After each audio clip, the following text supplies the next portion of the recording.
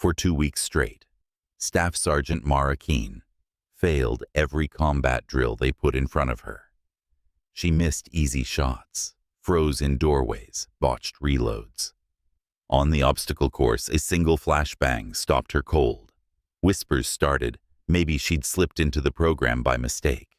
Others said she was dragging her team down on purpose. The instructors had heard enough excuses. One more failure, and she'd be gone. But on the day her dismissal seemed certain, a black SUV rolled onto the range. A SEAL commander stepped out. He didn't ask questions, didn't review her scores. He just gave a single sharp order, 3 words she hadn't heard in years. The transport van's brakes squealed against the desert heat as it rolled to a stop outside the Advanced Combat Training Facility. Staff Sergeant Mara Keene stepped down onto cracked asphalt, her left leg taking the impact with a slight hitch she'd learned to disguise as careful movement. Mid-30s, unremarkable in every way, the Army had taught her to be. Plain fatigues, dark hair pulled back in a regulation bun so tight it looked severe. The only thing that stood out were her eyes, dark brown, constantly moving, cataloging exits and angles, without seeming to try. Staff Sergeant Keene reporting for Class Bravo 12. The admin sergeant slid a key card across the counter. Second floor, room 214. Don't be late for briefings. These instructors don't care what you did before you got here. The barracks smelled like industrial disinfectant and 30 years of boots.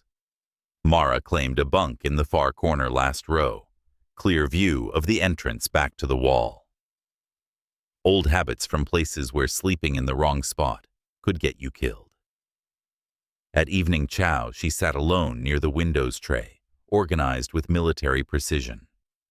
3 tables over a group of younger soldiers discussed scores loud enough for half the room to hear.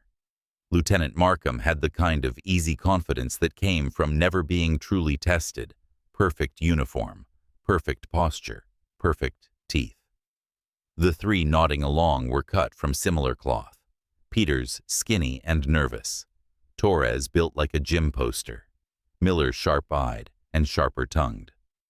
Some people get here because they can still do the job, Markham was saying. Others get here because someone feels sorry for them.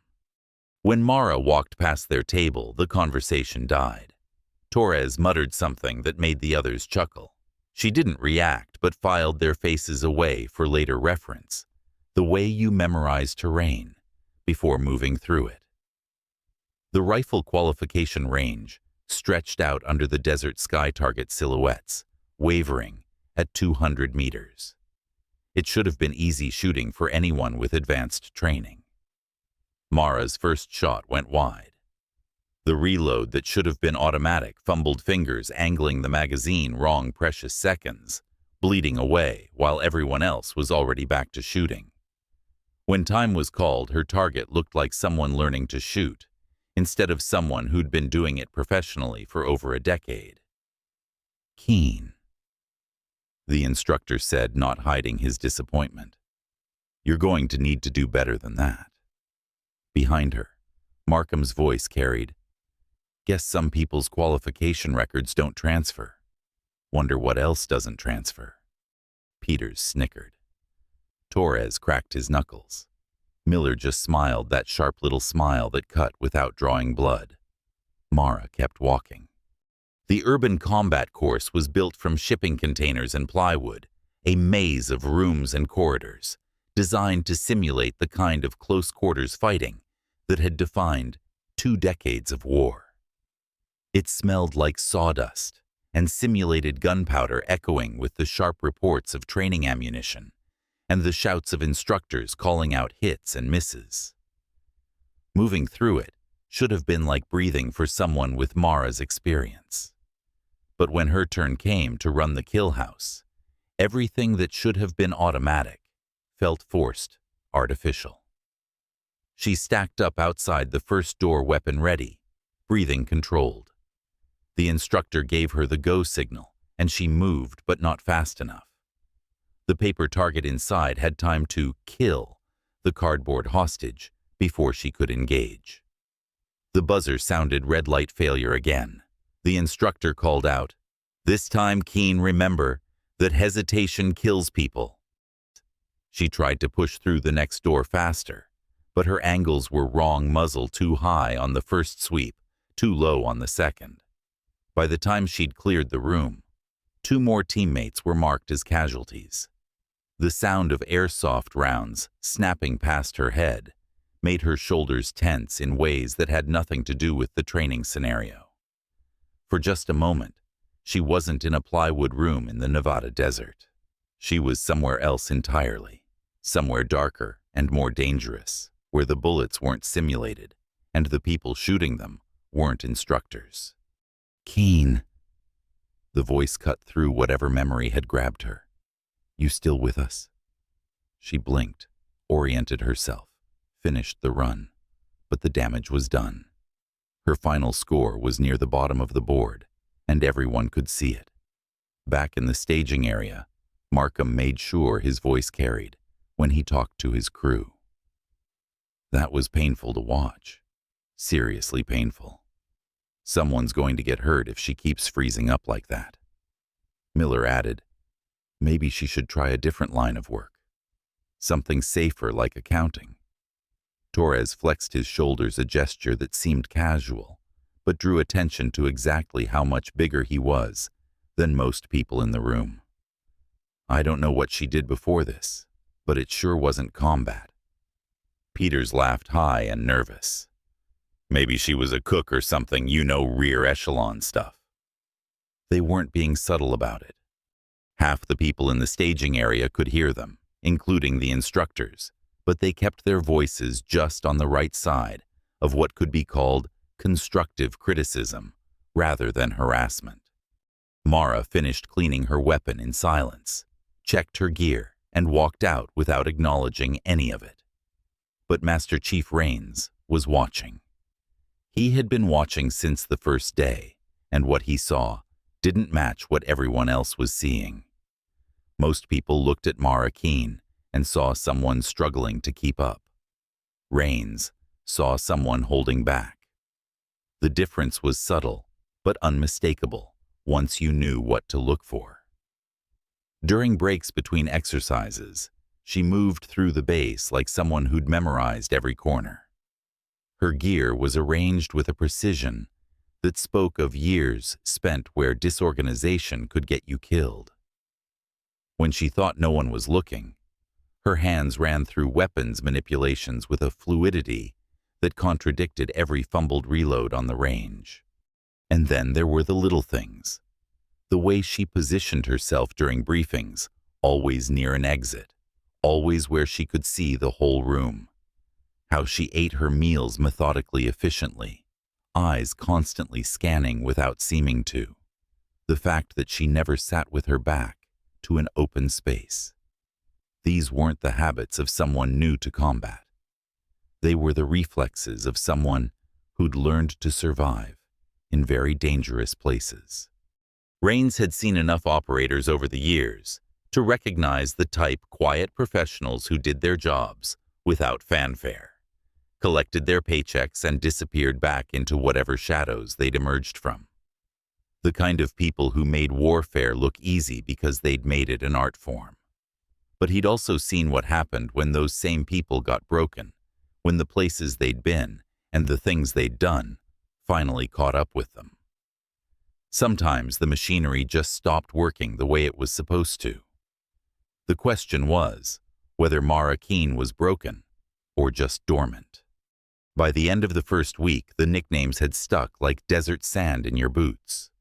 Tourist followed Mara everywhere, whispered just loud enough for her to hear. Dead weight got tossed around whenever she slowed down a team exercise.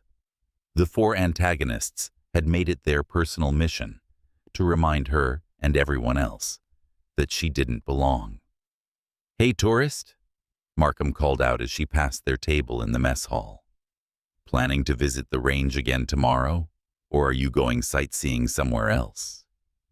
Peters snorted into his coffee. Maybe she should stick to the gift shop, less dangerous. Mara kept walking, same steady pace, same neutral expression. But Rains noticed the way her jaw tightened, almost imperceptibly, the way her hands stayed loose at her sides in a way that suggested conscious effort. The breaking point came during the obstacle course. It should have been straightforward over the wall, across the rope bridge, under the wire, through the tire run. Physical challenges that had nothing to do with weapons or tactics, just raw fitness and determination. The kind of thing Mara should have been able to do in her sleep. She started well, cleared the first wall, clean, crossed the rope bridge with sure footing, low-crawled under the wire without snagging her gear. Her time was competitive, maybe even good. And then came the flashbang simulator. The device was designed to replicate the disorienting effects of a stun grenade, a sharp crack like thunder, bright white light that burned through closed eyelids. Standard equipment for preparing soldiers for the sensory chaos of real combat. When it went off, Mara froze. Not a tactical pause, not a moment of assessment, complete paralyzed stillness, like someone had cut her strings. Her breathing quickened, eyes wide and distant, staring at something no one else could see. The seconds stretched 5, 10, 15. Other trainees were finishing the course, calling out their times, slapping each other on the back. But Mara stood motionless in the middle of the obstacle, trapped in whatever memory the sound had triggered. Keen. The instructor's voice cut through the desert air. Move. She blinked, oriented herself, pushed forward. But the damage was done. Her final time was near the bottom of the board, and everyone had seen the freeze. Worse, they'd seen what caused it. That night in the barracks, the whispers were different, less mocking, more uncomfortable. PTSD was something everyone understood in theory, but seeing it in action made people nervous, made them wonder if someone who could freeze up like that had any business carrying a weapon. Markham and his crew were less subtle in their assessment. "Did you see that?" Torres was saying to anyone who'd listen. She just stopped right in the middle of everything. "Shell shock," Miller said with the casual authority of someone who'd read about trauma in a textbook. "Seen it before. Usually means they're done." Peters nodded sagely. "Can't trust someone like that in a real fight. Never know when they're going to crack." Markham summed it up with typical bluntness. "She's broken.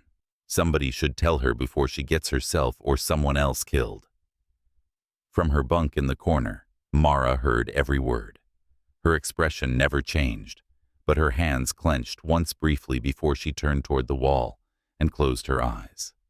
The next morning, Master Chief Rains found her on the range before dawn, running through weapon drills in the half-light solo practice.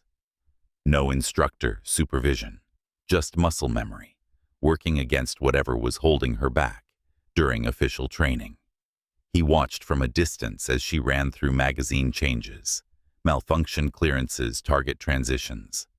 Every movement was crisp, professional, exactly what you'd expect from someone with years of experience. Whatever was wrong with her wasn't lack of skill. The second week began with team-based exercises designed to test leadership communication and trust under pressure, complex scenarios, where individual performance mattered less than group coordination. Naturally, Mara found herself assigned to Markham's squad. "Outstanding," he said when the roster was posted, his voice dripping with false enthusiasm. "Just what we needed, a wild card." The exercise was a multi-building urban assault, complete with role players acting as both hostiles and civilians. Points were awarded for speed accuracy and casualty prevention. Points were lost for friendly fire, civilian casualties, and team members killed during the operation. It should have been a chance for Mara to prove herself in a setting that emphasized tactics over individual performance. Instead, it became a showcase for everything that was wrong. The first building went badly from the start. When they stacked up outside the entrance, Mara hesitated just long enough for the timing to fall apart. Peters went through the door alone, took a simulated hit from a hostile actor, and immediately called out his death. "Thanks a lot, deadweight," he said loud enough for everyone to hear. "Really appreciate the backup." The instructor marking the exercise made a note on his clipboard. One team member down, and they hadn't even cleared the first room. Markham took charge with the kind of aggressive leadership that looked impressive, but ignored what was actually happening. "Keen, stay in the back. We'll handle the dangerous stuff." She didn't argue, just moved to the rear of the formation, then followed orders, even when those orders made no tactical sense. By the third building, her hesitations had cost them 2 more casualties. The instructors weren't even trying to hide their disappointment. One of them keyed his radio and called back to the evaluation center. "Squad 4 is done. No point continuing." But they finished anyway, going through the motions of an exercise that had already been marked as a failure. When they reached the extraction point, Markham was red-faced with frustration. "This is exactly what I was talking about," he said to anyone who would listen. "You can't carry dead weight and expect to succeed. Some people just don't have what it takes anymore." Torres nodded toward Mara, who was quietly checking her weapon and avoiding eye contact. Should have been obvious from day one. All the signs were there. Miller was more direct. "The question is, how long are we going to keep pretending this is fixable?" The administrative wheels were already turning. After 2 weeks of consistently poor performance, Mara was officially labeled as unlikely to meet core standards. The paperwork for her dismissal was being prepared with a recommendation for medical discharge based on her inability to perform under stress. Master Chief Rains fought it as long as he could, but the evidence was overwhelming. Whatever she'd been before, she wasn't that person anymore. The kindest thing would be to let her go with dignity before she hurt herself or someone else. The notification came down on Wednesday. Mara had until Friday to pass a comprehensive final evaluation, or she'd be removed from the program. Everyone knew it was a formality. The test was designed for people who'd been succeeding, not for someone who'd been failing consistently for 2 weeks. She'd take the exam, fail it, and be gone by the weekend, which made what happened on Thursday afternoon all the more unexpected. The black SUV appeared without warning, rolling through the main gate like it belonged there. Tinted windows. Government plates. The kind of vehicle that meant someone important was paying attention. It parked near the admin building, and for a moment, the entire training yard went quiet. Conversations stopped mid-sentence. Even the instructors paused what they were doing to watch. The rear door opened first, then the driver's side. 2 figures emerged, but only one of them mattered. Commander Cole Maddox looked exactly like what Central Casting would order if they needed someone to play a Navy SEAL, tall, broad-shouldered, with the kind of weathered face that spoke of years spent in hard places doing difficult things. His uniform was crisp, but not showy decorations limited to the essentials. But it was the way he moved that got everyone's attention. No wasted motion, every step deliberate, eyes constantly scanning without seeming to the walk of someone who'd learned to assess threats before they became problems. He headed straight for Master Chief Rains, who was standing near the equipment shed, trying to figure out what kind of visit this was going to be. Chief Rains. Maddox's voice carried the quiet authority of someone used to being obeyed. "I'm Commander Maddox. I understand you have Staff Sergeant Mara Keen in your program." Rains straightened slightly. "Yes, sir. May I ask?" "I'd like to observe her next evaluation." "Sir, she's scheduled for dismissal.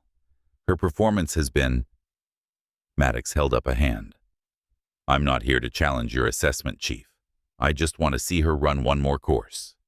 Across the yard, Mara had gone completely still. She was standing by the weapons rack, ostensibly checking her rifle, but her attention was entirely focused on the conversation happening 50 meters away. Other trainees were staring openly now, trying to figure out what was happening.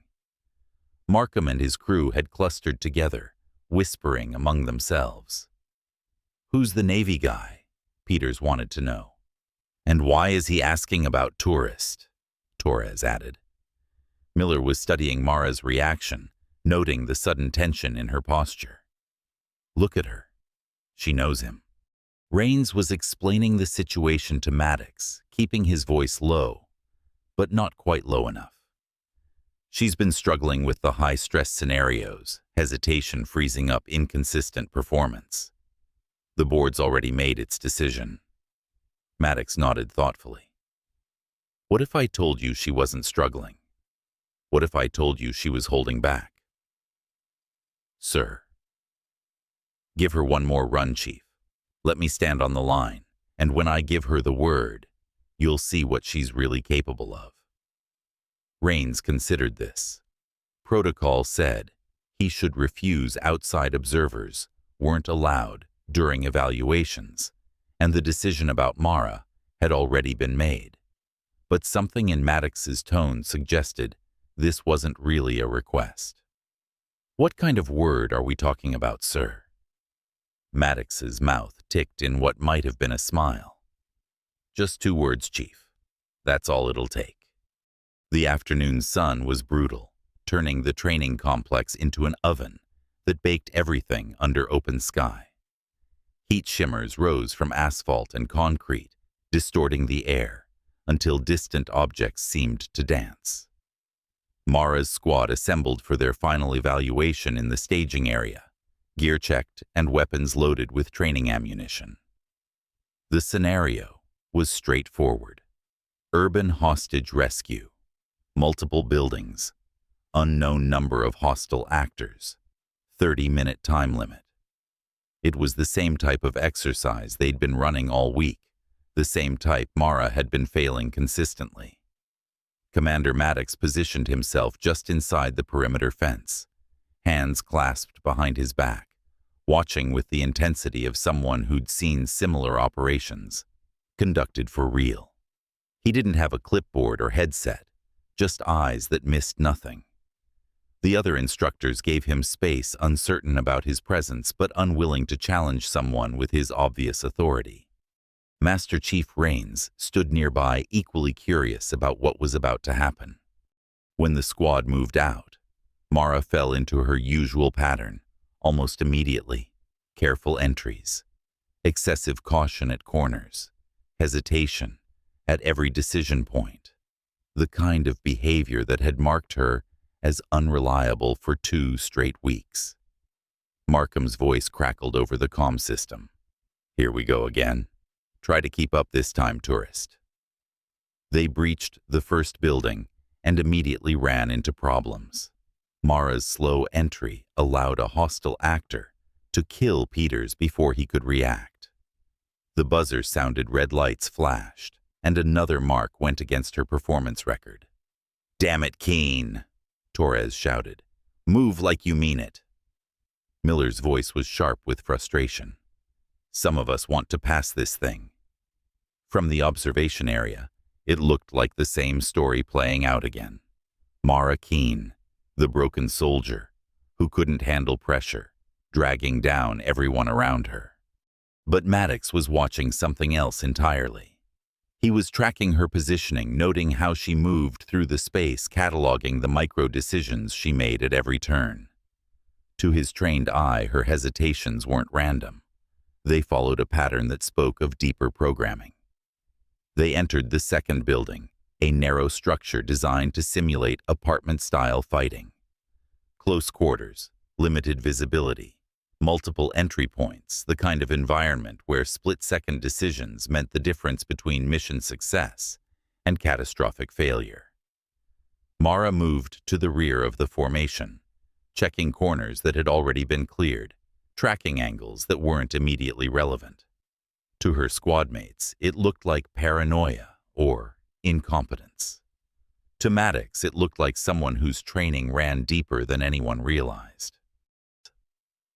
They were halfway through the building when he stepped forward, his voice cutting through the calm chatter and weapons fire, like a blade through silk. Keen, ghost knife execute. The transformation was immediate and absolute. 1 second, Mara was the hesitant soldier who'd been failing exercises for 2 weeks. The next, she was something else entirely, something dangerous and precise, and utterly in control. Her rifle snapped up to her shoulder as she flowed past Markham, already acquiring targets that hadn't even appeared yet. When the first hostile popped up in a doorway, she was ready-controlled pair center mass, before the target could even finish its mechanical movement. "What the hell?" Torres started to say, but she was already moving to the next room. Her movement through the building was like watching water flow downhill, natural, inevitable, finding the path of least resistance while carrying unstoppable force. She didn't clear corners so much as anticipate them, weapon tracking to the right angle, before the threat even materialized. The technical precision was stunning, rifle transfers from strong to weak shoulder to navigate tight corners. Tactical reloads performed without breaking stride. Target transitions so smooth, they looked choreographed. But it was more than just technical skill. This was someone who understood violence at a fundamental level, who could read the geometry of a firefight and position herself exactly where she needed to be before anyone else even knew the fight was happening. Markham and his crew found themselves scrambling to keep up, following in her wake, as she systematically dismantled every challenge the course could present. What had been a 30-minute time limit became a 10-minute execution, clean, professional, and utterly decisive. When they reached the hostage room, the final test that had stumped dozens of squads, Mara didn't even pause at the threshold. She read the geometry in an instant, identified the hostile positions, calculated the angles, and moved. 2 targets down before anyone could react. Hostage secured room, cleared extraction route, already planned. The buzzer sounded, but this time it was the success tone, the sound that meant mission accomplished. In the staging area, instructors stared at their stopwatches in disbelief, not just because of the time, though it was a course record, but because of the transformation they had just witnessed. Markham pulled off his helmet, still breathing hard, eyes wide with confusion, and something that might have been fear. "What the hell was that? How did you—" Mara was already safing her weapon, expression calm and professional.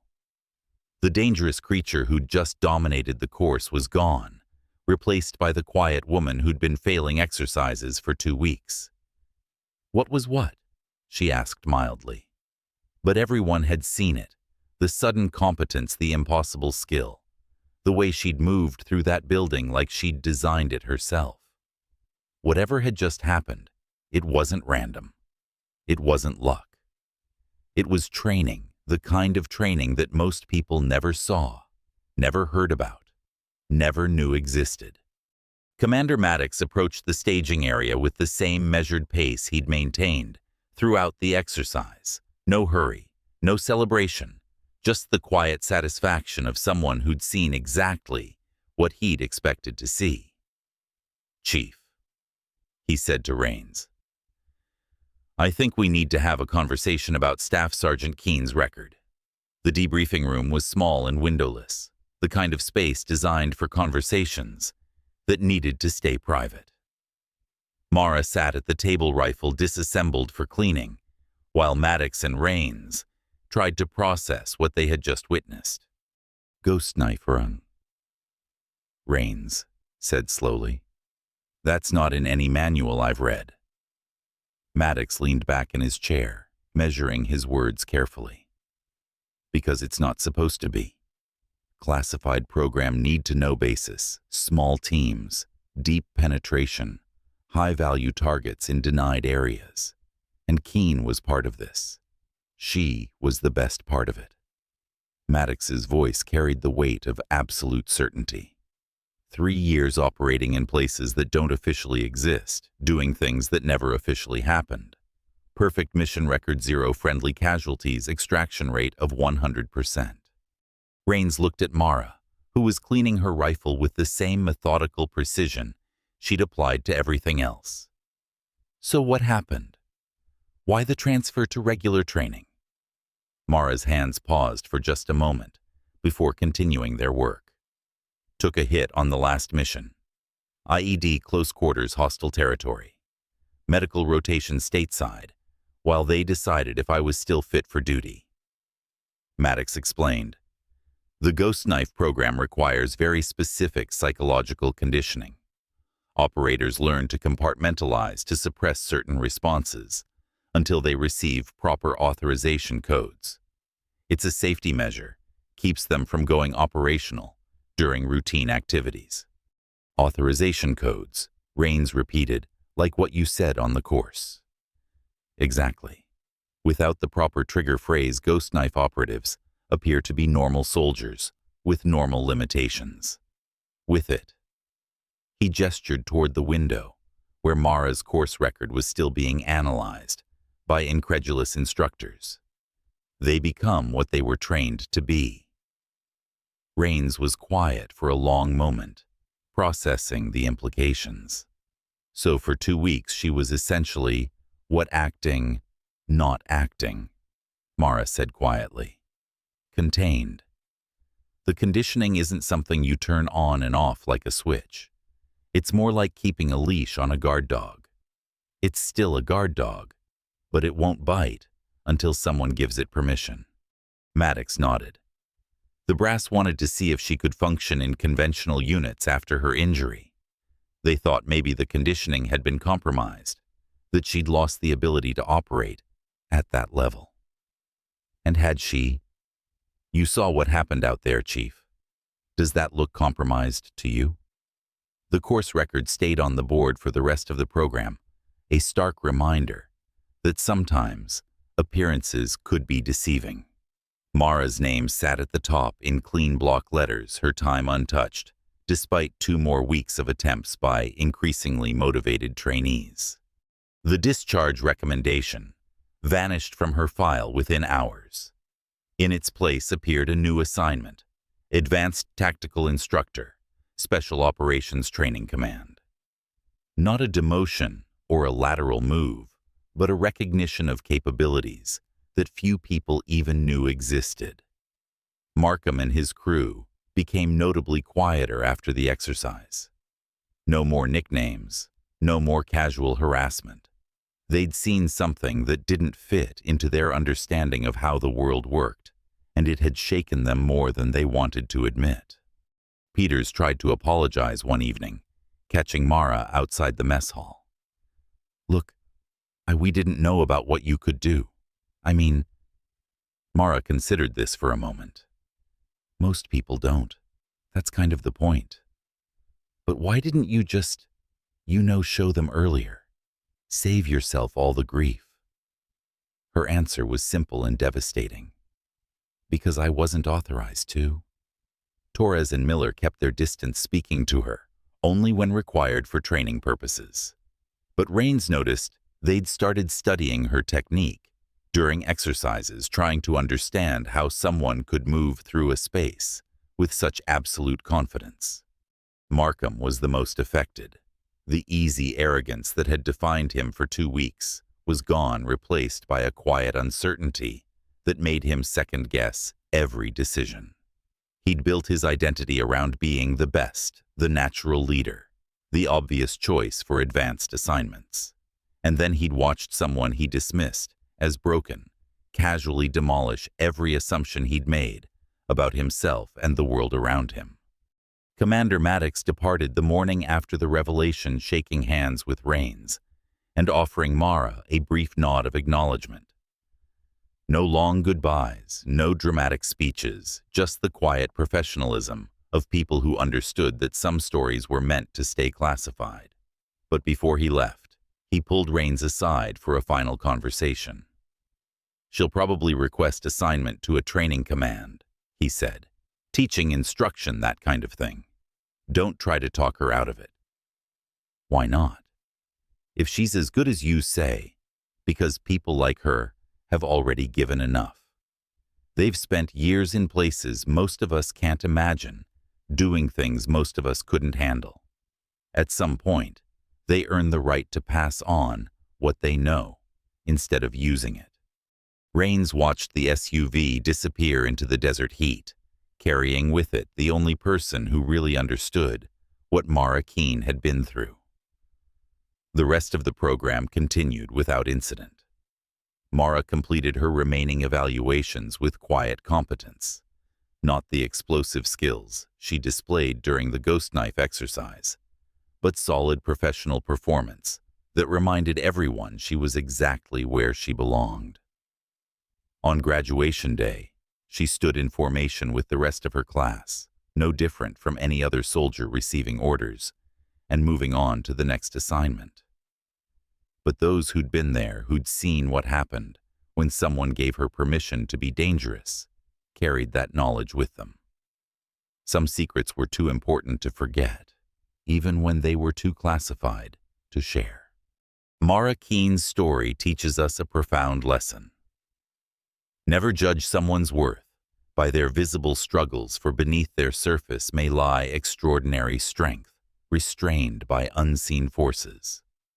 For 2 weeks, Mara endured relentless mockery, labeled tourist and dead weight, as she fumbled drills, froze under flashbangs, and trailed her team. Her peers, led by the smug Lieutenant Markham, assumed her hesitation signaled weakness. Unaware she was a ghost knife operative, her lethal precision locked behind a classified trigger phrase. When Commander Maddox uttered, "Ghost knife execute," Mara transformed, dismantling a combat course with surgical skill, leaving her detractors stunned.